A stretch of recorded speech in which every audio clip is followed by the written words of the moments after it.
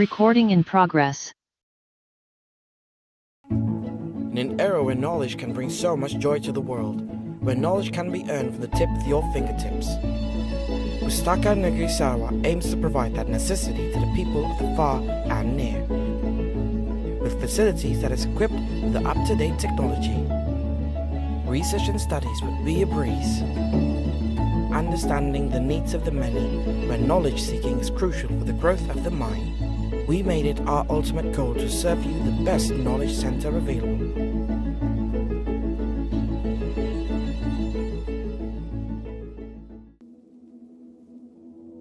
Outside our walls, we go and reach out to users and potential users in hard-to-reach areas. We'd go over and beyond by traveling to the suburbs to spread knowledge.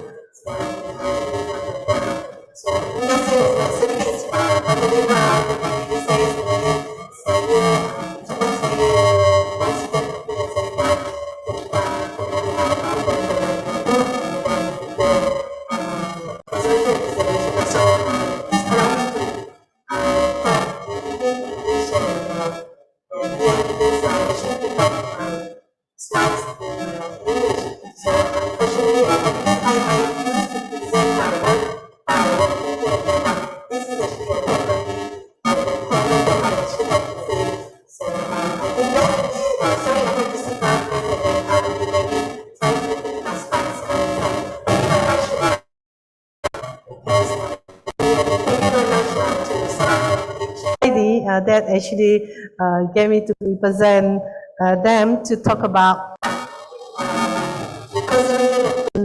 of our heritage. So as I'm going to share with you something which is general, and then what can we do in the futures, and how can that helps, if we actually focusing on conservation and preservation to become part of our economic growth later on. I believe I was told there are actually IPTS students here, and then maybe the general public. And then if we know about conservation and preservation, it is actually what we call, it is actually opportunities out there. It's really, really a big opportunity out there to actually generate the economic growth of our country, in particular in Borneo Island. So thank you very much. So if I may request the gentleman to start my slides.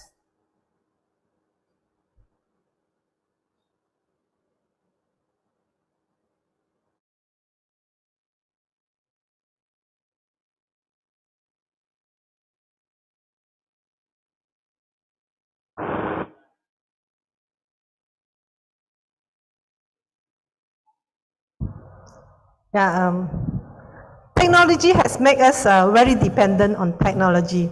So, but our heritage is always there, where we actually, if possible, so we always remember we can actually grow our technology together with our heritage. Thank you very much to the gentleman there. So this is my topics of presentation. When I was being given a topics of talking about conservation and preservation, and especially we talk about today's event is actually more to the textiles, but I'm going to talk about heritage in generally. So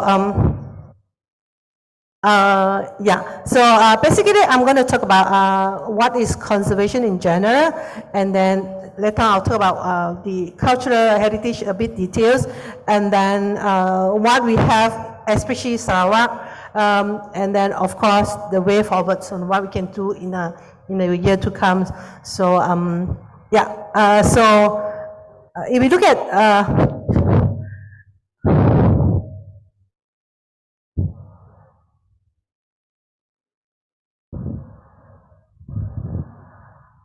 Can you back? Yeah, keep it there. Keep it there. I need this. Click on the abstract. Can you do that? Yeah, thank you very much. Okay, so pretty much when I've been told, so I was actually thinking what best for me to actually share with you. So I would like to share with you actually, when we talk about culture and heritage, so in the general terms, we talk about both product or process. So it's actually tangible or intangible. So I believe everyone here may know. So and then it is actually things which actually we see in our culture and life. So actually in Malaysia, we already have our National Heritage Act, so which actually formed in 2006. But that is actually to replace the earlier act that we actually talking about how heritage is being conserved and preserved.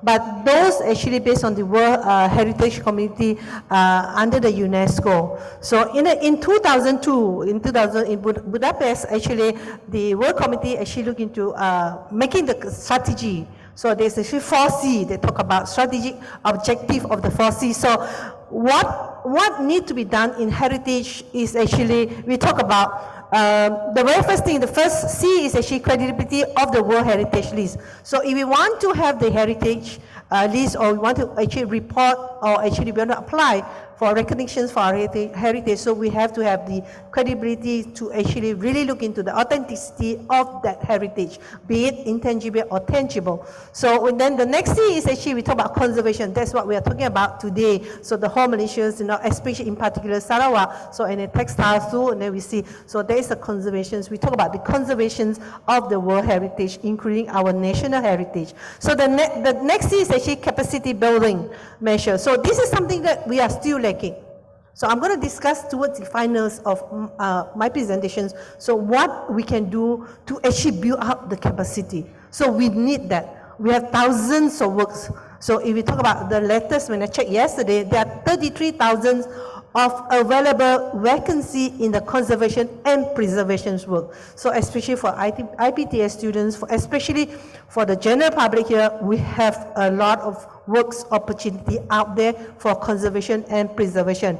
Of course, then the fourth was communication. I believe this is what Pustaka is doing, the state government is doing, the Malaysian government is doing. So we communicate. So this is why we are here, to communicate. So maybe we have a little bit of the knowledge there to try to transform to the public. So I think communication. So the 4Cs is there. But in 2007, so 5 years after that, so they think about the community. So we have been talking about community because heritage is from the community. It's part of us, it's the life of us. So this is something that we talk about, what conservation and preservation is all about, and that why do we want to conserve heritage? So it is actually a part of our life. But in Malaysia, we always see that there's a lot of NGO talking about heritage, conserve, textile, the skills, the fashions, the fabric, the musics, but we are still very far. Do you know that we only have 4 registered, recognized heritage sites in the map of UNESCO? 4 saja. And then our food, no, the gastrology heritage, setakat ni from the round table of 2021, we only have 7 registered. But all over the world, we talk about hundreds and thousands of them. Tapi tidak apa. So because Malaysia, we are still developing. So we are still not underdeveloped, but we are developing.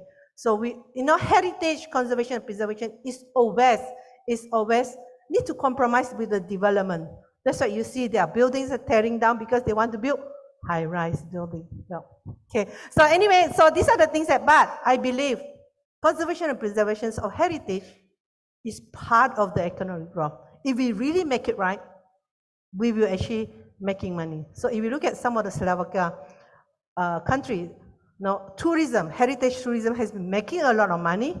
So, and then teachings, and then if we are happy to dirty our hand, we can make a lot of money. Okay, so that is basically a very brief things that I'm going to talk about the whole things today. So those are, in that we have the pointer doesn't work. Okay, we have the Sarawak Ordinance for Sarawak, and then we have the national, and then, so what is conservation? They have conservation, preservation, renovations, and many, many more reviews and everything. But I have to press, I'm actually from Sabah, but I have to press, Sarawak actually, the Sarawak state done a very, very good job in conservation, in preservation of our state. Anyway,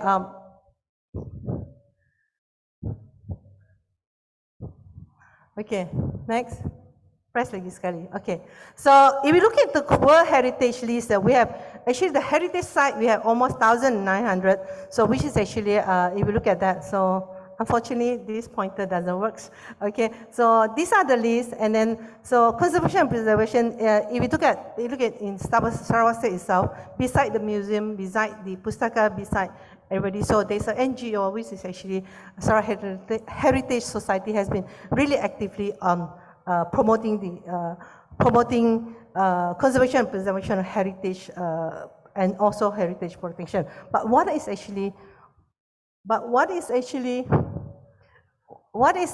heritage? So we talk about the World Heritage List. You know, a cultural heritage can be defined as the legacy of physical artifacts. I think everybody know that here, so I'm just trying to remind you. Maybe some of you have not really gone into the details.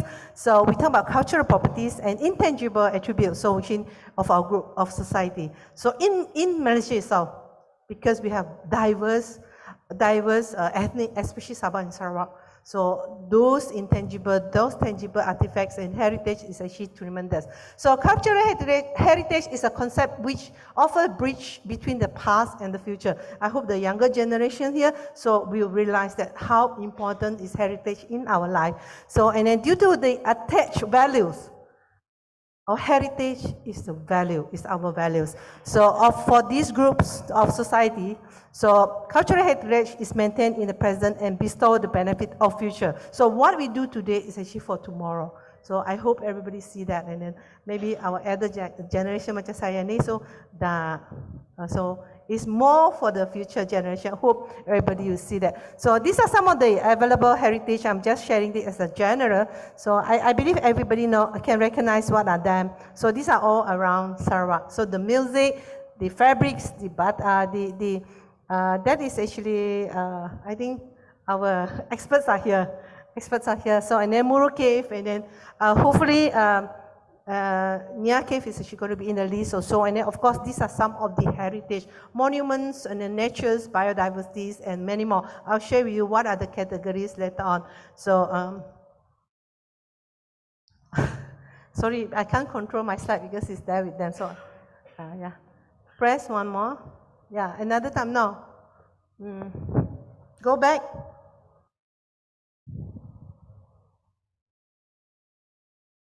Go back again. Okay, forward. Thank you. So the why. Just press. Yeah. Okay, thank you. So sorry for the audience terpaksa macam tu because they can't make me control my own slides here. Okay, anyway, why conserve and preserve heritage? That is actually because of the values, because of the identities, the symbolisms, and then the connection from the past to the present, as what I said just now. Because when there's heritage, when there's history, because it comes from the community. So, and then when there is people, so that is actually identity. When there is actually identities, it's actually symbolism. So one of the symbols that I like the most is actually the tattoo. Okay, so anyway, it's actually always the connections. If you look at that, so the concept of cultural heritage conservation is actually coming from how we can actually maintain our values, identity, the symbol of us, and the connection from our past to the present and the future. All right, so heritage is important because it helps us examine our history and traditions, and enable us develop an awareness about ourselves. So ourselves, we have to know ourselves better. I think there's a lot of good things about ourselves in Sabah and Sarawak. Okay, it helps us understand and explain why we are the way we are. That is a good one. Heritage is a keystone of our culture that plays an important role in our politics, society, business, and the world view. Okay, that is actually, I found it in the internet. We actually, that is the gentleman who won the Mr. Heritage 2023 recently. All right.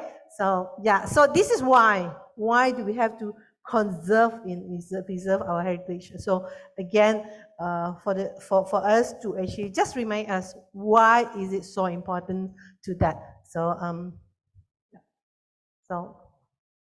okay, so press again, forward. Thank you. Okay, so again, so we talk about cultural heritage. What are them? Forward. Yeah. Okay, so in the UNESCO definitions, cultural heritage includes the artifacts, monuments, and a group of buildings, or one building or site. Museum is actually included in the heritage because museum house a lot of the artifacts, and then diversity of values, including symbolic, historic, artistic, aesthetic, ethnological, anthropological, scientific, and social significance. There are a lot. If you look at the lines, so those are actually some of the on the right on that. So these are some of the categories that they have put in. So because we normally talk about intangible, so we talk about fabrics, makanan dan sebagainya. Tapi actually out of all those categories, we actually have the archaeology side. So we do have so in Sarawak itself, and then in Malaysia, especially the Orang Perak, that is actually Renggong, right? So that is actually registered. And then art and craft, we have a lot. So of course, we always see that they publish, the Europe, the Western country, so they have a lot of artifacts. But locally, I believe there's a lot of collection in our museum too. That heritage is something that which actually it becomes recently it becomes very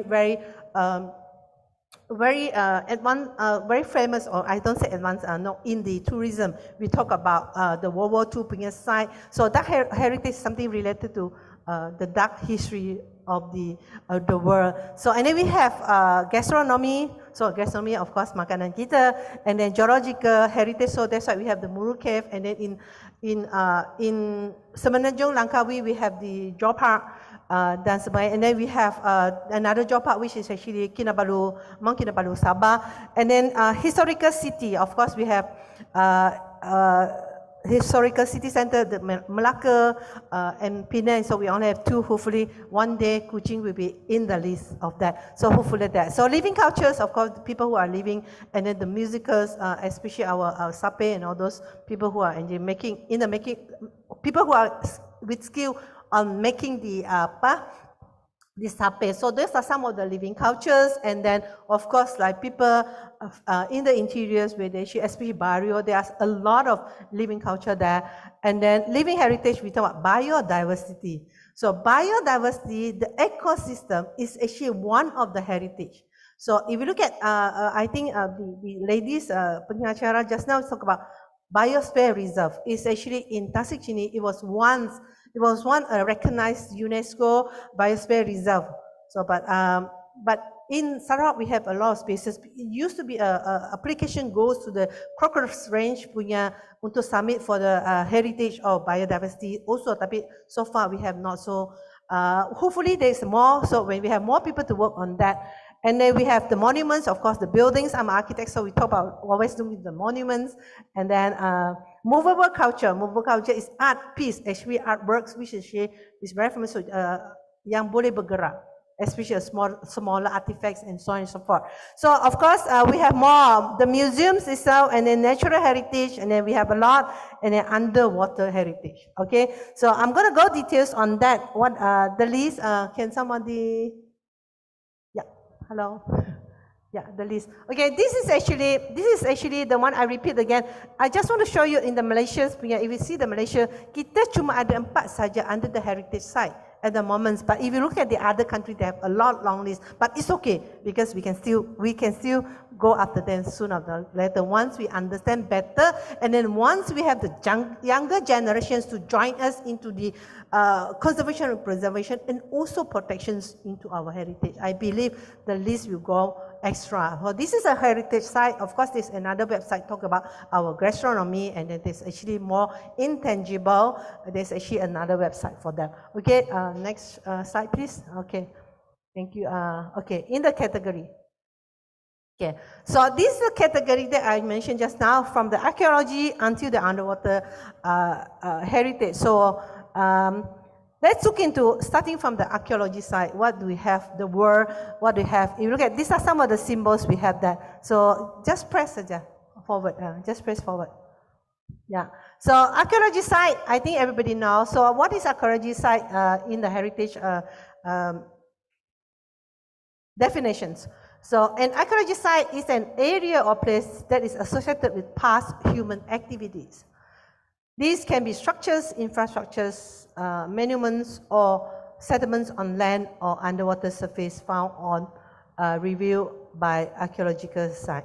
Okay, so we have that, but actually these are the things that we have. But I believe because the Malay Archipelago, actually, especially Borneo and the islands, there may be things out there that we have not found. I believe we have. Because I tell you why I believe we have that kind of archaeological site. Because you will be very shocking. Because when I first came to Sarawak Unimas, actually we were looking to, myself and my colleagues there, we went to the museum, we want to know how can we help putting that subjects into with our students and then to work out. But I found that something very interesting. I'm going to tell you what is that later on. All right, so next, please, thank you. Yeah, so yeah, then the art and craft, of course, we talk about Mona Lisa. Just press forward saja. Thank you. Okay, so of course, these are our art and craft. I think terang-terang see around you, there are the craft, which is actually heritage, you know, that's why I put it there. So art or craft, literature and music refers to the creative heritage of art and craft, having cultural values transmitted from generation to generation, so which can be associated with intangible and intangible heritage. So in this case of intangible, so it's actually the skill, the knowledge. So tangible is actually yang dia punya physical product. So that's why, especially in Sarawak and in Sabah, so we have a lot of these. So we have been trying, these are actually our strength at the moment, especially music, but we have more of that. Next, please, thank you. Yeah. So, dark heritage. Just press forward saja, thank you. So these are some of the examples of dark heritage. So what is dark heritage actually? The dark heritage has been applied to both site and artifacts, along with terms that difficult heritage and dishonored heritage. More especially, dark cultural heritage can be defined as a cultural heritage that is associated with real and commodified site of atrocity, death, disaster, human diversity, tragedy, human suffering, and a lot. So this is actually some of it. The Hiroshima Peace Memorial. So this one, the buildings are still there. So they keep it that way because the bomb is actually right on the top of their dome. Dia kat situ saja before it dropped down the bomb. So it actually explode on the top of the dome. That's why the buildings are not affected, but only the dome. It's very interesting. So this is the things that actually give the younger generations to understand what happened then on the day. And then right there, there's actually a clock showing exactly of the time when the clock stopped. I remember it's actually, I think 11 something. I can't remember the minutes, but it's there. So this is actually the Nanjing Massacre Hall. So we show how many people actually lost their life. So these are some of the dark heritage. But actually, to me, is that we used to have one, but it's actually totally demolished, which is in Semenanjung, and then now they built a BBCC. I know you know what. So it's actually prison, one of the prison with the nice heritage wall. Anybody know where is that? Adeka? You know, there's actually a dark heritage, but it was many, many years ago. Because there is a lot of history, people who are actually the crime, the people who actually commit crimes, and they are being sort of like, not sacrificed actually, because they make the mistake, so we actually do that. So actually we have, so this is actually the latest trend of tourist destination. So we used to have, but it's actually gone. And then we have the prison actually draw the longest painting. It used to be the longest painting of a prison wall, but now, I don't know, it's just like Berlin Wall, but it is gone now. So I think, yeah, my colleagues there will know which one. So okay, next, that is actually the dark heritage. And then we have the gastronomy. I think this one, the Laksa Sarawak is in the gastronomy of heritage. So I think we have more soon coming in. There's a lot. Maybe soon, mi kolok, will there be there? Okay, anyway, so yeah, gastronomy is actually very straightforward. So these are actually that yang termasuk. So this list was actually being recognized in 2021 over the Roundtable Conventions of Malaysia. So next one, yeah. So yeah, okay. Yeah, so and then geological heritage. So if you look at the list, there's a lot. Geological heritage is one of the most because in the world we have very nice, beautiful. You see, geological heritage refers to geological or geomorphological aspect, having cultural, recreational, tourism, aesthetic. So anything that's beautiful in the world by the creation of the creator. So and then giving you the kind of nice geological form. So it is actually there. So just like we have four, as I said just now. We have four, which is actually our Mulu Cave, our job parks in Langkawi also, and then Kinabalu, and the other ones, I think the marine. Yeah. Okay. So that is actually the category of geological heritage. So next is that is actually the city center. We have two, Penang and the other. So we know the world has actually a lot of them. So city center of values. I believe I think there was once Kuching was talking about to submit in to actually recognize as a heritage city. So I think there are a few cities that are trying to go in. So it takes time. But hopefully I believe we will have another one or two in the list. All right. So okay, the next is actually another next category is we talk about the industrial. This is interesting. Industrial heritage. Actually, we have few in Sarawak. But as I said, maybe it's time for someone to take on to really study it. So, but one which is actually going to convert to the Marine Museum. So it's actually the dock itself, because the dock itself is actually, from my readings and research, so that dock itself has a very, very unique architecture where they have a sunroof.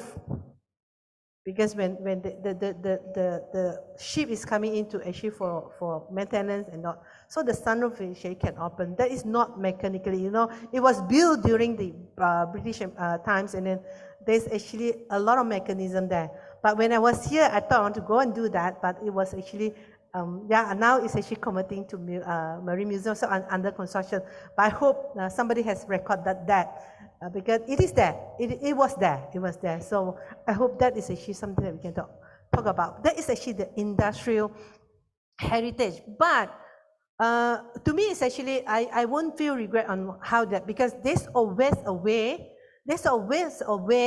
to actually bring back the lost heritage by measured drawing and by recording. So this is what so she's trying to find back what was the original size, then that can become the lost heritage.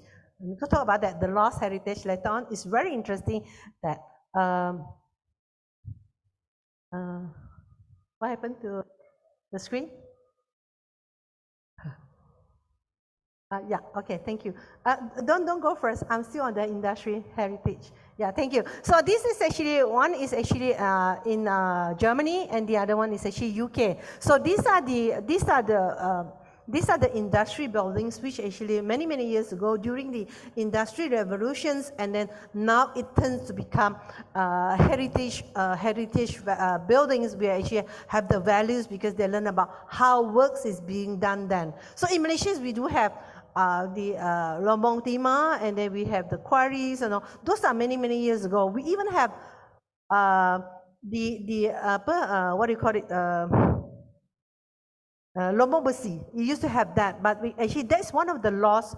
That's one of the lost heritage, because those kind of works. So I think going around the whole Malaysia, I believe they are industry area which actually, even big or small, those are the heritage, because that will tell the story of how is the industrial revolutions in Malaysia, and especially Sabah and Sarawak. Okay, next. Yeah. So the next one is actually we talk about the living culture. So if you can actually help me to click on that. So we talk about living culture is actually known as the practice, representations, expressions, knowledge and skill handed down from generation to generation. One of them is actually tenunan and then our fabric. Okay, can you click on the, yep. Okay. Okay, so under the UNESCO, so we have actually a lot of lists, and just scroll down a little bit, yeah. So this is some of, they actually have recording here. So you can actually look into that, that page, and if you scroll down again, that was here, scroll down again, please. Yeah, some more. So yeah, these are some of the lists of the living culture. So, and then you can actually go through this. I'm not going to go through every single detail, but I think we need to put Malaysia in this map. You know, we need to, because we have a lot of them. But if you scroll down again, we don't really see Malaysia in the map yet. Yeah, tapi we have a lot. But nationally, this is world. Nationally, we have recorded. I think it's time for us to go internationally. So kalau kita tengok, it's not there. We are not there. Japan, Tunisia, and then still scroll down, please. Thank you. Cuba, Spain, and all mainly is actually on the Western and then the Eastern Europes, and then the Korea is there, Japan is there, China is there, but Vietnam is there. So Malaysia not yet. So and then with all the heritage we have, so it's time for us to protect. It's time for us to conserve. For us to look into how we can bring them into the map. So yeah, I think, so let's move to just go back to my presentations. Yeah, leave it that, we do that at the end. So go to the next slide, thank you very much. Okay, then the biodiversity. So biodiversity, as I said just now, is actually the ecosystem. We have our forests. So we have our forest, which is actually the whole ecosystem. So this is another heritage that we have, is value. So when I came from Malaya, so from UKMs and the others, when I was working with the Tasik Chini, the UNESCO Biosphere Reserve. So when I was actually coming over to UNIMAS, they tell me, look, Akma, you have the whole gold mine there on biodiversity in Borneo Island. So biodiversity is identified as the sum of biotic variations ranging from the genetic level to the species level and the ecosystem level. This diversity is within and between species and ecosystem. So that is our heritage. That is our living heritage that we have to really protect them. Just, in fact, this, while I was actually on my way here, I saw in the news of the Google News, so there's actually a colorful bird, I don't know what we call it, but that is actually a species endangered, but too bad, dia dah mati. It's a carcass of the birds. So, and then we have that endangered species that recorded in the world and said it is gone. So, there must be dia punya family out there around us in Sarawak, because they found it in Kuching city itself. So there must be somewhere. Kalau kita Google around, so it's actually a parrot, something like parrot-like birds, and it with very nice color. Because I can't remember the name. I was actually looking at it. So can you go to the link, please? Thank you. Yeah. So yeah, this is the biodiversity. So remember, can you go up a little bit? Tadi, just now, the very up there. Okay. Okay, so this is one of the biodiversity, the ecosystem, but in Sarawak, we have the smallest frog, right? So those are some of the biodiversity that we have to actually protect. Going up there, so it's actually the culture and values of us, because it's the biodiversity, it's actually the ecosystem that make who we are. How do we actually protect them? So the knowledge of our indigenous towards protecting this biodiversity is something that which everybody wants to know today, because the whole world is talking about going back to learn from the locals, the indigenous knowledge.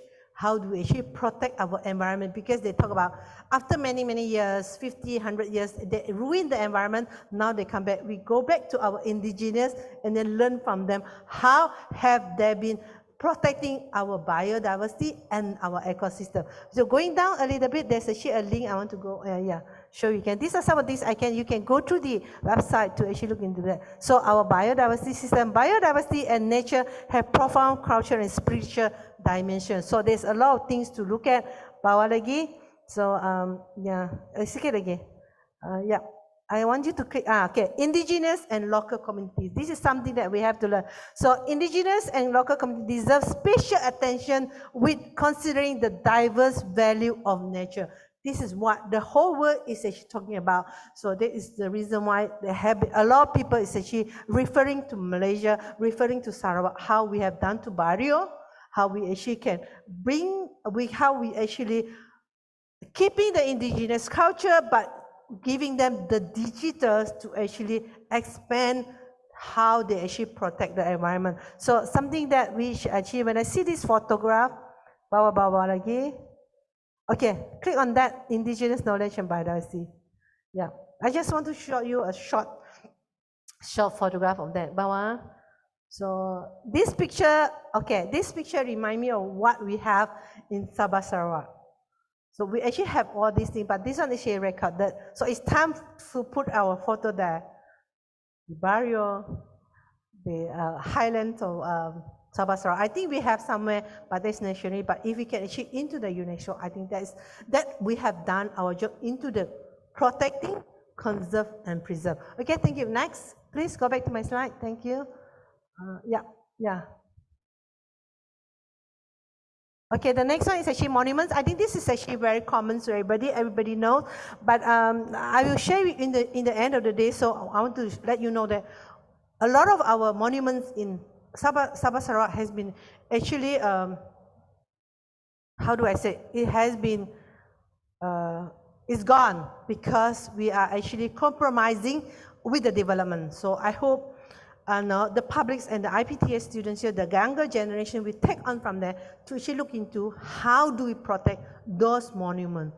There are also effort, there are already a lot of effort being done to conserve, to reuse, to make it there. So, but I think we have more to do. All right, thank you. So next.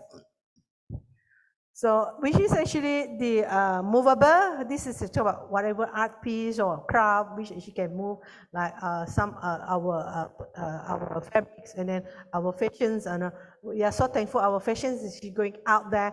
So, and then one of the very renowned models are wearing the Malaysia's costume made by our fabrics. You know, so Naomi Campbell recently in the New York Fashion Week. Dubai Fashion Week, yeah. So it's wearing the songket. Now, so I think we are there already in the map. So starting soon, so we're going to do that. So these are some of the movable, some of the intangible that we can should do so. Okay, all right. Then next, yeah, the museum itself. This is very interesting. I think the minute you see, you know what museum keep. So beside the modern art, we are actually talking about the heritage, the art piece, and all those things. This is very interesting. I think you know over the years of how Sarawak museums have tons, and then we need more spaces because we have more artifacts, we have more things to talk about, we have more history, we have more story to share with our younger generation. So and then also to tell the whole world when people come over to see us. So that on the top, it was just 2 days ago they announced in the website. So there is going to be a first virtual museum for the lost heritage. This is what I say, you know, because when you talk about lost heritage, so something which actually we can't find, but we know it was there. So build it back because the digital itself, the digital technology allow us to rebuild, reform. So then we make it virtually. So these are the lost heritage.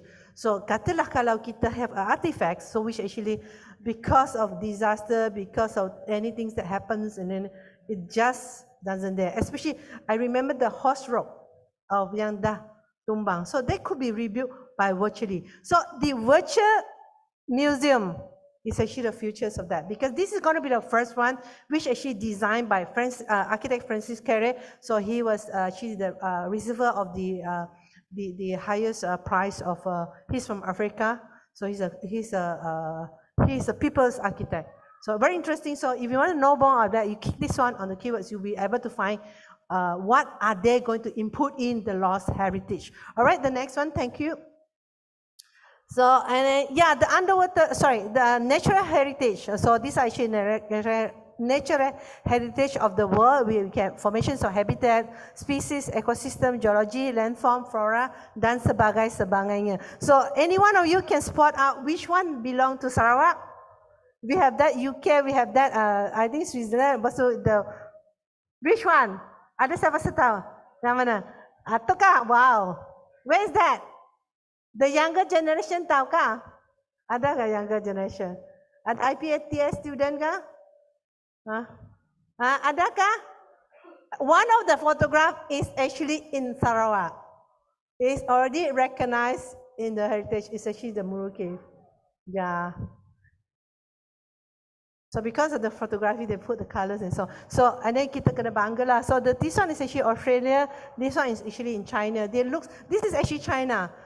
This is actually the forest of stone. It's not our Muru Cave. I sengaja put it so that I want to see whether, yeah, actually, yeah. So anyway, this is what we have. And then we actually have that Stonehenge. I'll show you what is the Stonehenge. Okay, next, thank you. Yeah. Very interesting. We have, talking about heritage, I get very excited because we have a lot of them. Yeah. Okay, so this is actually underwater heritage.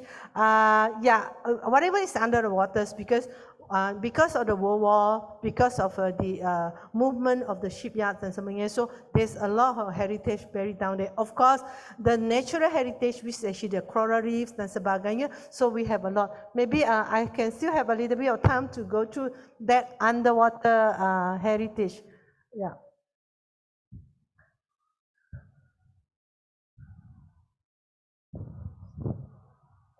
I just want to share a little bit of video so I can take a short break on that. Yeah, underwater heritage beside the fishes and all those things. So they are one very interesting kind of video nanti turun bawah. Thank you. Yeah, just want to share lagi. Okay, so yeah, can you do this? Yeah, thank you. So it is not, it is in French, I think kalau tak silap saya. So tapi very interesting. Just go through with the text.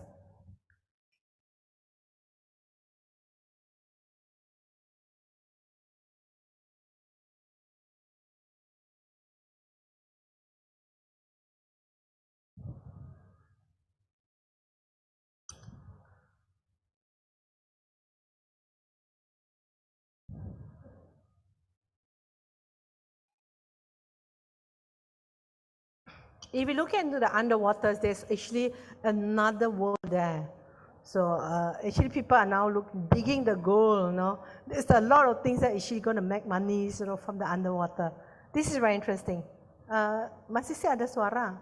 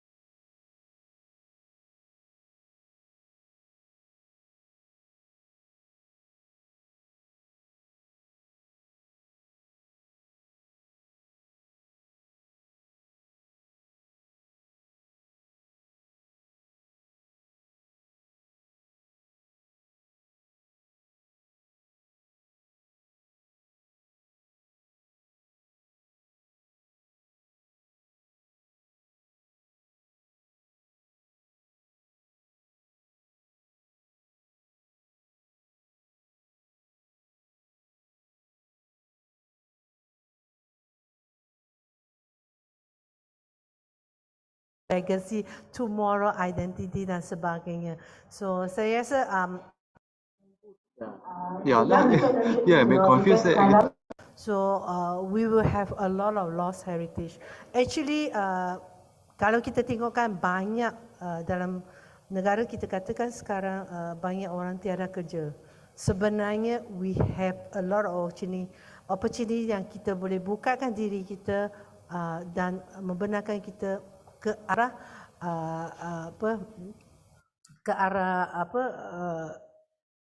pemuliharaan dan juga pemeliharaan. So conservation preservation. If you can't, and then just okay, then we go. Okay. Au Mexique. C'est l'un des plus vieux squelettes humains du continent américain et il a 13 000 ans. Mais wesh, je vous ai demandé votre âge à vous. Oh pardon Naya, j'avais pas vu que t'étais réveillée. Mais il est où le respect, sœur? Déjà que je suis morte en tombant dans ce trou à rage, j'avais genre 15 ou 16 ans. C'est vraiment claqué au sol comme mort. Bah oui, donc t'es kéblo en crise d'ado quoi, nickel. Mais tu sais, ta découverte ça a été un apport incroyable pour l'archéologie parce qu'en fait en analysant ton ADN... Allez là, comment je suis trop une influenceuse, je fais des tests ADN et tout. Oui, donc bref, on a pu en conclure que les premiers humains arrivés en Amérique venaient d'Asie, en passant par la Sibérie. En fait, j'avoue, en vrai, t'es un peu une influenceuse de la recherche, ouais. Ouais, mais tu sais, faut nous respecter et nous protéger aussi, hein. Parce qu'ici, au fond de l'eau, c'est sauvage tout ce qui se passe. En 2012, il y a un de mes potes, il avait 11 000 ans, s'il te plaît, il a été enlevé de sa grotte par des pilleurs. Oui, malheureusement, les zones de vestiges subaquatiques sont extrêmement convoitées par les chasseurs de trésors, que ce soit les fonds marins, les grottes, les rivières, etc. Ouais, et puis y a pas que ça, c'est le bazar sous l'eau avec la pêche intensive, comme le chalutage qui racle les fonds, ou les aménagements humains, genre les câbles de communication, et surtout cette pollution qui me fout en l'air mon temps de bébé. De bébés mortes, certes, mais de bébés. Et on parle même pas du bazar que c'est quand les trésors se trouvent dans les eaux internationales. Ah ouais, non mais c'est hyper wild là-bas, y a aucune règle. Alors, les bateaux ils sont soumis aux lois de leur pays, mais tout ce qui se passe en dessous, en effet, c'est le Far West. C'est pour toutes ces raisons que l'UNESCO a mis en place une convention en 2001 qui vise à protéger le patrimoine culturel subaquatique, et ce notamment grâce à la coopération internationale. Ok, et ça veut dire quoi concrètement? Eh bien, par exemple, en 2018, l'Italie a notifié à l'UNESCO la présence d'une zone à protéger au large de ses côtes, au très riche potentiel archéologique, dans les bancs de Skerki. Là, ce sont des immenses récifs sous-marins qui courent sur plusieurs dizaines de kilomètres, ce qui en fait une zone de navigation très dangereuse, mais du coup avec plein d'épaves. Bienvenue au club! Et dans les épaves, on peut trouver énormément de choses intéressantes pour comprendre notre histoire. Des amphores, des céramiques qui contiennent des traces d'aliments, qui nous indiquent ce que les gens mangeaient, etc., etc. Et surtout, la présence d'épaves nous indique tout simplement que c'était une route maritime très empruntée, en haute mer donc. Et ce, dès l'Antiquité, pour relier Rome et Carthage. Mais attends, y a pas que des épaves antiques ici, hein? Ouais, en effet. Par exemple, il y a eu une grande bataille à cet endroit pendant la Seconde Guerre mondiale. Bref, un lieu rempli d'histoire humaine nécessaire à protéger pour garder cette richesse. Alors pour la première fois, grâce à la convention de l'UNESCO de 2001, 8 États autour de la Méditerranée vont coopérer pour protéger cet endroit. L'Algérie, la Croatie, l'Égypte, l'Espagne, la France, l'Italie, le Maroc et la Tunisie qui est la coordinatrice du projet. Ça me dit toujours pas ce qu'ils vont faire. Ça veut dire prendre des mesures légales et physiques de protection, bien sûr, mais aussi promouvoir la recherche sur le site. La première mission scientifique de prospection devrait commencer à l'automne. Si le Covid est d'accord. Bref, vous aurez compris, il est très important que la coopération internationale soit une réussite dans les bancs de Skerki, car elle montrera l'exemple pour tous les prochains cas à venir. Ouais, et pour plus qu'on se fasse pétard. Bon, ça, vu ta mort, c'est dead, je pense. C'est le cas de le dire. Oui, non, mais c'est tout aussi important pour vous, les vivants, hein. En effet, le patrimoine culturel subaquatique est extrêmement important pour mieux comprendre l'histoire de l'humanité tout entière, et en plus, vous en bénéficiez directement, car un autre aspect primordial de la convention, c'est de permettre au grand public de découvrir ces trésors. Ouais, la partie diffusion et même accès au public est très importante. Vous pouvez d'ailleurs déjà visiter des sites archéologiques sous-marins, comme par exemple les villas romaines submergées de Baia en Italie. Et il se trouve qu'avec Limlu, notre dessinatrice adorée, on a eu la chance d'y plonger à l'été 2018. Laissez-nous coucou. La convention de 2001 de l'UNESCO fixe donc des principes de base de protection, fournit un système de coopération entre États et donne des directives pratiques pour le traitement, la recherche et la protection de ce patrimoine, qui est le bien commun de toute l'humanité et qu'il faut sauvegarder. Et en 2021, elle fête son 20e anniversaire. Depuis son adoption en 2001, elle a fait plein de trucs. Elle a mobilisé les États et ses partenaires et sensibilisé l'opinion publique pour prévenir le pillage des sites subaquatiques. Il y a aussi un conseil consultatif scientifique et technique composé de 14 archéologues qui a été créé et qui entreprend des missions sur le terrain pour soutenir les États dans leurs efforts de protection de leur patrimoine culturel subaquatique. L'UNESCO a aussi mis en place un réseau universitaire pour l'archéologie sous-marine, réunissant près de 30 universités, ainsi qu'un vaste réseau d'ONG professionnels pour appuyer l'application de la Convention. Un code de déontologie pour la plongée sur les sites archéologiques immergés a aussi été élaboré, et comme ça garantit un accès responsable au site par le grand public. Enfin, des formations sont dispensées par l'UNESCO pour former les professionnels du patrimoine culturel subaquatique à travers le monde, mais aussi des campagnes de sensibilisation du grand public, et cette vidéo évidemment en fait partie. Et nous, on remercie l'UNESCO pour ce joli partenariat. Okay, that is actually, what I'm trying to share here is actually, if you look into, this is part of the oceans where actually being discovered. So if you look into the oceans, oceans covers like the areas more than on our earth, we talk about 70% is the sheer ocean. So we really dive down there. So maybe one of that is also, maybe we have to look into our lost aircraft, which actually nowhere to be found yet, right? So anyway, so yeah, we go back to our slide. So there is actually underwater, which actually quite cover up of the 14 categories of the type of heritage. But of course, the list go on. This is not. This is actually 14, which actually being written down, but actually the list go on. There's actually more to go. Okay, so yeah, so this is pretty much the whole thing. So, but I want to actually share. Can we go back to the slides? Yeah. I want to share one of the link if you want to. These are actually some of the tangible and intangible, but actually very interesting that actually UNESCO have worked out this link. Yeah. So if you go to the link, so if you actually, you just have to click, go down, bawah. So actually, yeah, this one, yeah, this is the one. So can you enlarge it? Dia tak keluar lagi eh? Oh, they can't be seen. If you actually, yeah, the arrow up there on the right, boleh enlarge tak? You can see on your screen? Yeah, the bubbles, so, yeah. So you see, this is actually the link where if you, can you tekan costume, so it goes a lot of that. You go festivals, tekan festival, so you see a lot of festival being registered. This is actually the list of intangible heritage already registered under the UNESCO. This is an interactive map, so I won't be going to delve, but I just want to share with everybody. So maybe some of you have not outreach to these kind of things, but you can, we even have the dance, bawah. So if you actually, yeah, so there's a lot of, you go back, you go out again, they go back to the main page, the families. So that, if you go to the link itself, so there's a lot, you pull it out. So these are all the heritage being registered in the UNESCO. Very interesting, the intangible and some that is even tangible.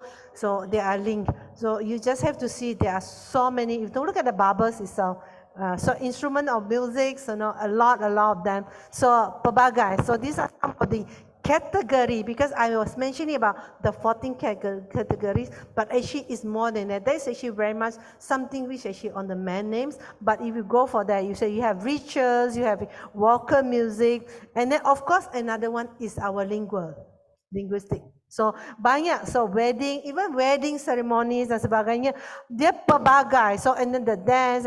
So if you look at all these bubbles, these are the intangible heritage which actually being registered. So apa yang saya tunjuk tadi cuma sedikit saja. That's why, because I can, that's yang sedikit yang I know. So I hope I can have more opportunity. I have more time, still have more time to actually look into all this detail in the heritage. So that is actually the link. You just have to go there. So that's actually the link. So you can actually ICH and UNESCO.org and in English and dive. So you really dive into what are intangible heritage in the whole world within the categories. Pelbagai. So and then actually, if you look into that, if you go into that, in Sabah, Sarawak, we have all these category: the ritual, the dance, the music, the instruments, the craft, even the weddings. We talk about all our ethnic. Dia punya practice of weddings is different. So the intangible heritage is actually tremendous. That's why I say di Sabah Sarawak ni kita kata dia punya heritage is actually kita kata lombong mas lah untuk heritage. So that is actually really interesting. Okay, thank you. So can we go back to my presentations? So I'm taking a lot of time already. Yeah, next. Yeah, just have to press forward saja. Okay, so I think this is actually dah lepas. Forward. Yeah. So Sarawak heritage and cultural art. So I think just so press next. Yeah. So if you look at that, so I only have one page on this one. So this one actually takes a lot. If you look at that, our heritage or our history started even like 600 years ago or more than that. Even the Malay archipelago dan sebagainya. So which means kalau we are actually we already there during that time, so no, thousands years ago, and then of course the Malay archipelago, not even, so there must be a lot of hidden heritage, so which we have not discovered. So katalah kalau kita melihat pada ni, so we actually have a lot of opportunity. Of course, there's challenges when we want to go over it. So topic of money, expenses, travels, whether we are willing to do it or not. Because if you look at why is it the Western country, the archaeologists out there, they are always very successful because they have the fund, they are willing to do it, and then they have a lot of support. So I think it's time. So we know there is actually a ways to do it, but I think but we have to work together. Dia kalau seorang dua tak boleh, but it has to be a whole group of us. So we have a few people. So if you look at that, because the reason I want to show this actually, you see that is actually the colors, Sabah, Sarawak, including Kalimantan, the language. Kalau you tengok colors tu, that is actually the language spoken in the Borneo Island. That is heritage. That is heritage. So kalau kita tengok kan sebelah, that is actually Malaya. So and then the language, if you zoom into the kecil-kecil, we have a lot. I think our UNIMAS punya ecologists and UNIMAS punya experts have done a lot of studies, especially from language. So and then the people. So this is, we are only talking about part of them. This is only the one that we always see in the TV dan sebagainya. Going deep inside, we have a lot of them. A lot of them. And then very interestingly, I was in Taiwan. I was in Yunnan, so and then people there have the similar clothing with us. They have a hut exactly like the Penang hut when we visited their cultural village. So the link is there. So we even all the way, because I think Taiwan is up there. So the language, some of them actually speak almost. So there is a lot to explore with that. That's why I say I'm always getting excited when we talk about heritage. Sebab terlalu banyak sampai, you want to grab all the emas tapi tak dapat kan. So itulah. So of course the biodiversity yang I cannot the one that hijau-hijau. So the biodiversity, the geography form of our Borneo Islands, both, even the shape itself give you a lot of story. Because I used to tell people, because when people ask me, where do you come from? I said, are you familiar with the map? I said, dekat Pipi. So where's Pipi? That is Kota Kinabalu. So I said, then they ask, mana Mount Kinabalu? Mount Kinabalu dekat atas Pipi sikit. Lepas tu dia kata, where's Kudat? I said, Kudat dekat telinga yang hujung tu. So lepas tu dia tanya, where's Teluk Melano? Melano dekat, kalau orang Semenanjung kan, tongkeng dia, ekor dia lah. So that is how I describe. So that is another uniqueness of our peta. If you want to describe people who doesn't know about, they cannot imagine di mana Kuching, Kota Semarang. So use the map, use the shapes of the map. That itself, the uniqueness of the geographical form of Sabah, Sarawak, or the Borneo Island give a lot of story. So there's a story out there. That is the heritage. Tell the story, that is actually heritage. All right? So the peoples, the language, and then that is actually very much the can't remember that. I think it's actually the ethnic group also. So pretty much, kalau kita kata Borneo culture and heritage, Sabah, Sarawak, so we are really rich. We are really rich. So it's time for us to link to what we can do. So what is the way forward for that? So yeah, pretty much that is what we have at the moment. Exploring that, we will look at the categories and the intangible or tangible is always there. Banyak lagi. So of course I can't finish it in that much of time within that small talk, but I hope we can work together. We can actually look into that. So going next is actually, what is actually the current status? These are current status lah. So and then actually a lot of record. These are the map of the heritage recognitions of this is the map. Kalau kita tengok Malaysia is actually on the orange color yang 4 tu, 1, 2, 3, 4. We only have 4. But actually this is actually on the yang I said at the heritage site. So of course we have yang atas tu sama-sama. These are the current status. The Stonehenge England though. Okay, do you know where can we find that? On the right side, yang batu tu. Can you point on the batu? Yeah, lagi. No, to the end of the right side. Right side. Sana. Sorry, on my right. Okay. Yang batu. Do you see the rocks? The stone. The stone. Do you see the stone? Okay. So that is actually in England. But the one that next to it. Anybody know where is that? Yeah, it is in Sarawak, Limbang. So we have that. You see, look at that. So, but actually, I learned about this one when I came in here. So, tapi there's still a lot of story to explore, because I was also told by the museum that actually there's actually a series of them. Betul kan? Is it? There's a series of them on all this show. Actually, for us to actually tell the story, because the book was actually nipis, tapi the story behind this, because the students yang ada tulis how do they construct and all those things. So if we can actually put this one, because if that is on the world map, why can't we put ours now into the world map? Kan? So it's actually there. So actually, you know, actually kalau yang belum tahu lah, so memang kita ada. We have the pointer is there, so we have that. That is actually in Sarawak. That is the monument heritage. Exciting, right? I'm getting more and more excited now. All right, okay. So this is the current status. So what do we do the way forward? So I just want to show you on what is our role. So under the Sarawak Heritage Society, I think Donna was here. So Donna actually very kind to share with me this one. I just want to highlight with you.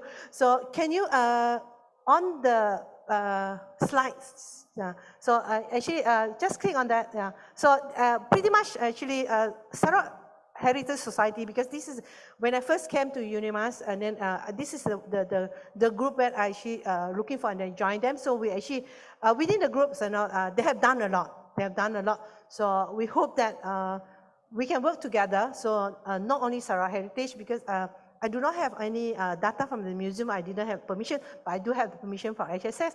So I just want to share what they have done so far. So, and then thank you, Donna, and thank you, James, for allowing me to share this one. James is not here, right? Yeah, okay. So, yeah, can you click to the PDF? Yeah, thank you. So, no, the PDF, the file, yeah. Yeah, this one, yeah. So, just scroll down. I just want to highlight a few things lagi. So there is actually, Sarawak Heritage has actually looked into a lot, so the threads of that. So we go down, scroll down again. So they have actually give some category, what do we have in Sarawak, and then, so go down. I just want to see, yeah, lagi, so history they have given, there's one page talking about all the gambar lagi. Okay, so these are some of the lost heritage that actually they encountered in Sarawak. So, and then there are some replaced, there are some already nowhere to be seen. So, ada lagi going down. So, if you want to see the details, you come to HSS, they actually have the data there. Okay, then come down again, lagi. So, these are some of the living heritage. That is the horse, that is the rock horse, it was collapsed in 2021, 2022, right? So because the younger generation, like us, maybe we have seen it, but younger generation didn't know we have such a nice rock before. If we can do it virtual, so and then they can actually still experience. So that is what we call about the lost heritage, which actually we can bring it back. So and then so those are the buildings that demolished in 1969. So and then now then there are some that burned down. So these are some of the lost heritage. So it's in Sarawak itself. So we hope that one day, now these are some of the data that which actually the HSS have been doing, and they're trying to bring it back all these heritages out. Next. Yeah, so and then the jetty in Miri, the longest jetty, so it's demolished, whether we can bring it back, so whether we can do it virtually. Again, this is another possibility of doing it virtually, so for the younger generation to enjoy it. Of course, the Rex Cinema, if you look at the atas, so I think you know how Rex Cinema used to looks like, but now that we actually replaced with this building, and then the Treasurer building, and then lagi di bawah lagi. Okay, these are some of the endangered buildings. Our museum, I think they are actually looking it back to sort of review it. I think they have done quite a lot of jobs also to trying to conserve and preserve this one. The next one is actually bawah lagi. There are more. Yeah, so these are some of the building that actually quite endangered, and then the below lagi. So yeah, a lot of buildings are still endangered. So a lot of data that is to be done. So actually the heritage, these are the monument heritage which actually we have looked into, and then HSS have looked into. Hopefully we can work together, come together, trying to get some funding. We make all this building become part of our monument that can generate incomes for the Sarawak state, and then can become part of the history that link to the new younger generation. All right, I think any more? Ada lagi. So these are some of the intangible heritage which actually also HSS has been looking at. So and then even the shop houses dan sebagainya. I think we've been going down. Yeah, so these are some of the endangered heritage that we have in Sarawak dan seterusnya. So I guess basically, yeah, and then dance and sebagainya. So talking about that, these are some of the works that a lot of the conservators and preservators, people who believe in the heritage, people believe the values of our life, and the people believe in our legacy and symbol. So thank you. Can you go back to the slide of my presentation? So I believe it's time, so I'm great that I can actually share with everybody of the talk today. So, and then I would like, because I was told that there's a lot of IPTA students that should be coming. So I would like to actually share with you the opportunity that what we can do, the career of in the conservation and preservation. Can we go to that page next? Yeah. Yeah, so this is actually the opportunity. So that is actually a website we actually go to on the conservation and preservation, especially on the environment. Just within this year, so there are 33,000 of job vacancies into the conservation and preservation, especially on the biodiversity, especially on the natural environment. So just want to let you know that actually for degree holders, they're actually almost earning 3,000 and above. And others, and then they also, if you go to as a specialized specialist, you can even, if you are really good, like 2, 3, 5 years kind of experience, you actually earn 5 figures kind of knowledge. So some of the list, I list down some of the possible career now for the younger generations you are here. So one of the archaeologists, researcher, writer, why do I highlight artisan? You see artisans, when I was doing conservation and preservation over the other side and Semenanjung, and then when I come over here, we were actually looking for some artisan. So orang yang boleh buat details of all the conservation, preservation of shop houses dan sebagainya. So there's a contractor tell us, say, you can count by your fingers. Well, and then they got that was the time they said they left only 9 of them. Now most of them is actually over the age of 60s. There's only one younger generation where actually 40 plus, and then he's trying to train a 20 plus. Is his like cousins kind of thing. But so our artisans to do all those conservations, artisans and all those things, maksudnya all the walls and how do we carve them, we don't have.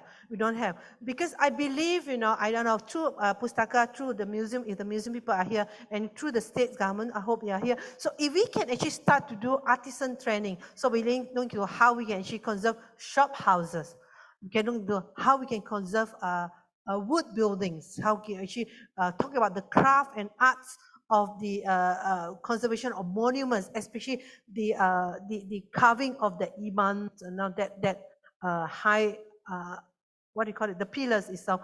So kalau kita boleh trainkan all these artisans, so that are the futures, because Sabah and Sarawak, I always tell my friends, Sabah and Sarawak's people, they are very artistic.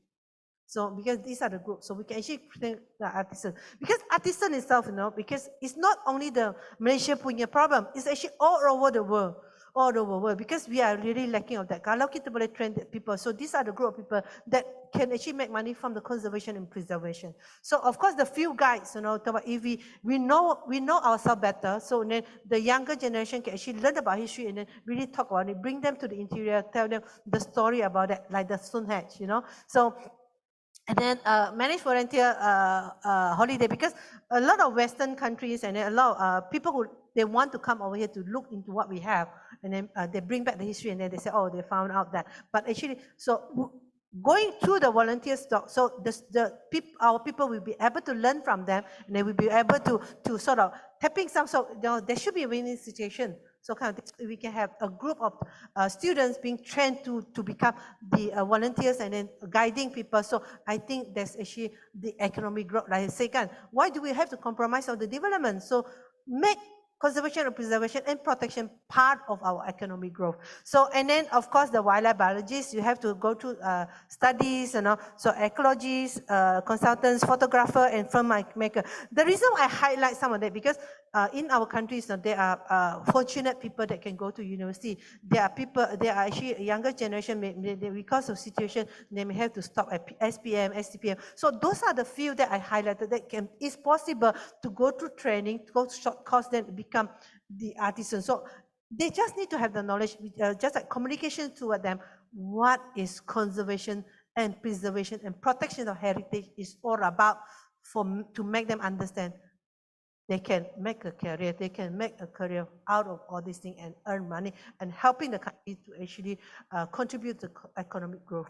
Okay, so the horticulturists and then educators, of course, government agency, conservation scientists, contractor in monuments, conservation and preservation. We just have to get our hands dirty. Just have to learn. So excavation, so we actually provide the experts on excavation of archaeology site. We just have to provide people who actually can do the works of conservation and preservation. I think there are opportunity, a lot of opportunity. Of course, architects, historians, technologists, even work with the community, because we know our community well. I think basically the list go on. The list go on. The experts here, I think we have some of the colleagues in here, the list on. There are banyak opportunities for the younger generation. So if you have friends out there, so if they said no job, go and look for the right people. And there's actually a lot of opportunity when it comes to conservation, preservation of the heritage. Just like even if you look at all those things, so even if you look at fabric, what around us, we produce designer, we produce people on the skills of making fabrics. There is, so the list go on. So because of the costume, we have accessory. So we produce the people who do the accessory. So the jobs and then the career in conservation and preservation is actually tremendous. All right, thank you. So next, yeah, I guess pretty much that is my presentation. Thank you very much. Thank you for listening. Thank you for the time for me, and then thank you. Yeah, so yeah, exactly 1 hour. Thank you very much. Thank you, Prof, for your sharing. Is there any questions so far? There's a mic there, sir.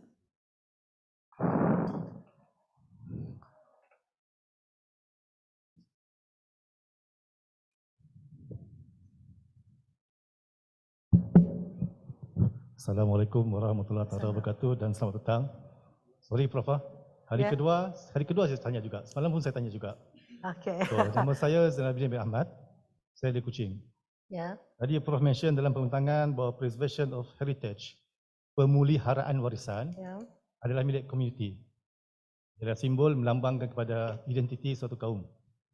Adakah penamaan satu tempat dikira sebagai pemeliharaan warisan? Contohnya, saya di Sabah, dari Tawau sampai ke Kabupaten Sipitang. Dalam perjalanan kita dapat kenal, oh, nama ni lain.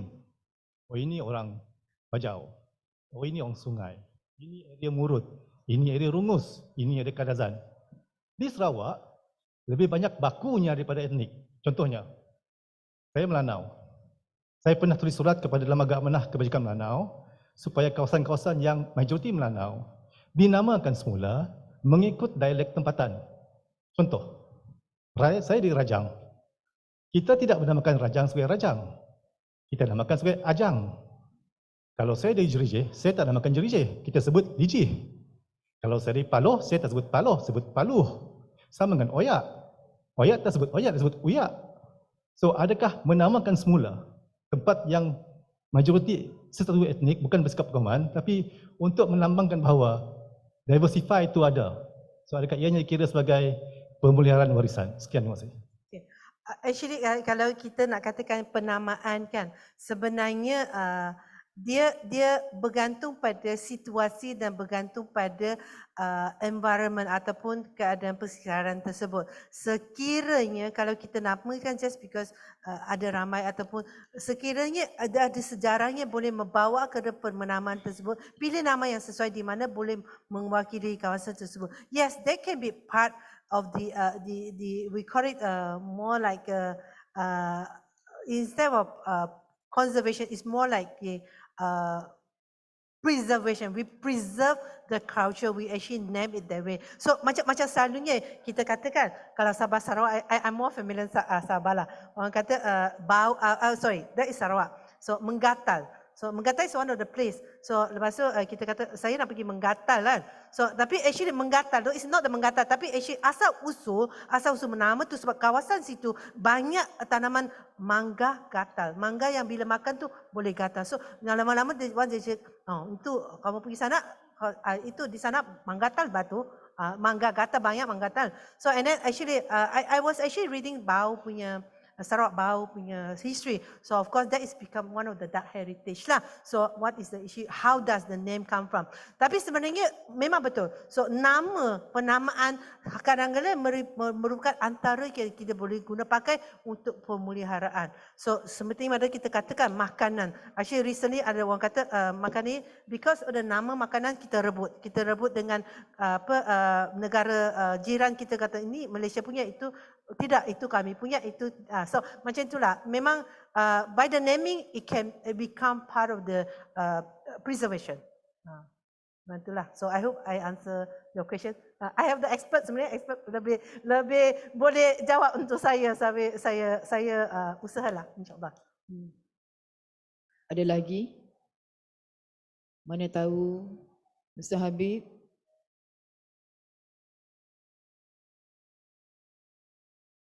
Encik Iza, ada soalan. Actually, tajuk yang disampaikan adalah sangat interesting ya. Kalau tak tanya sekarang nanti rugi. Jikalau ada persoalan dalam minda kita, sila ajukan kepada beliau.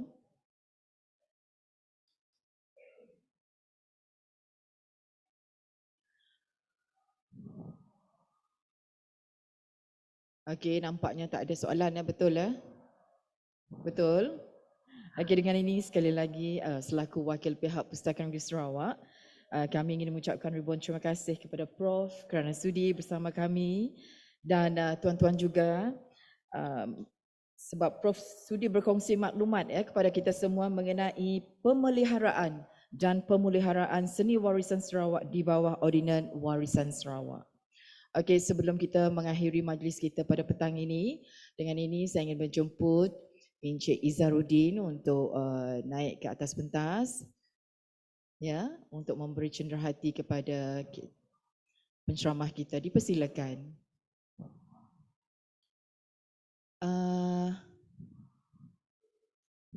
Cik Jessie.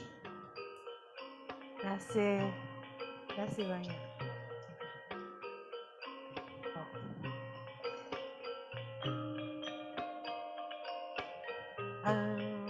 This is the 7 years. I was in UKM before, and then I was in KPT. Before I was an academician, I practiced in Singapore. So I do some conservation works, and then I went to UKM. I'm not a qualified conservator, but I'm involved in a lot of projects in conservation. Yeah, thank you.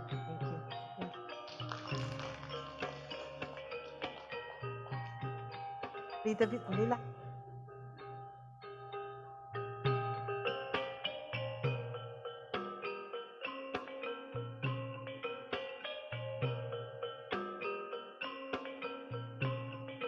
Okey, sekali terima kasih kepada Encik Iza. Okey, terima kasih juga kepada Prof. Dengan ini berakhirlah sudah program kita pada petang ini. Semoga apa yang disampaikan memberi manfaat serta minat yang mendalam dalam bidang seni bina bangunan agar sejarah bangunan dapat dipelihara serta dijaga agar ianya kekal menjadi khazanah negara dan dapat dilihat serta dirujuk untuk masa akan datang. Sekali lagi, Pustaka Negeri Sarawak mengucapkan ribuan terima kasih kepada tuan-tuan dan puan-puan kerana sudi meluangkan masa dan jumpa lagi di Sarawakiana Festival tahun 2025. Terima kasih.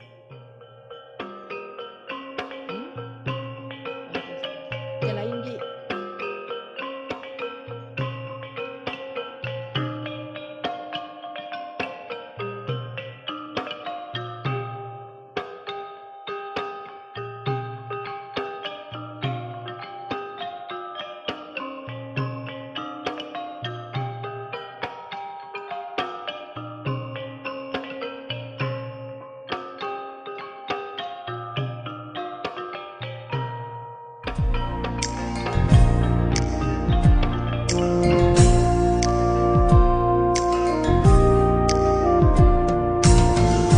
Tersergam indah megah menjadi kebanggaan kita, bukti wawasan dicita, maklumat dan pengetahuan, penuh terhimpun harta ilmu untuk kita terokan. Pustaka Negeri Sarawak, wadah ilmu untuk semua, bersama kita manfaatkannya. Pustaka Negeri Sarawak, berteknologi dan berusaha, berkhidmat ikhlas untuk kita. Pustaka Negeri Sarawak,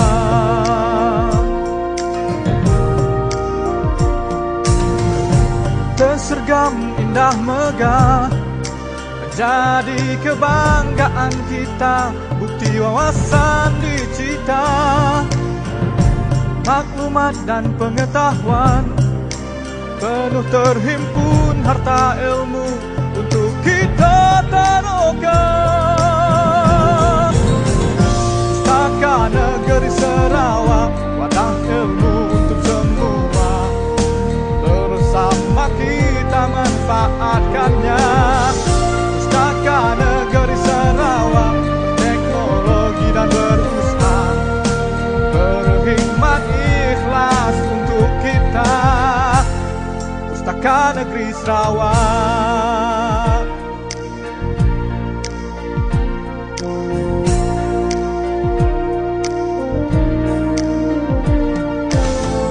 dipenuhi aktiviti,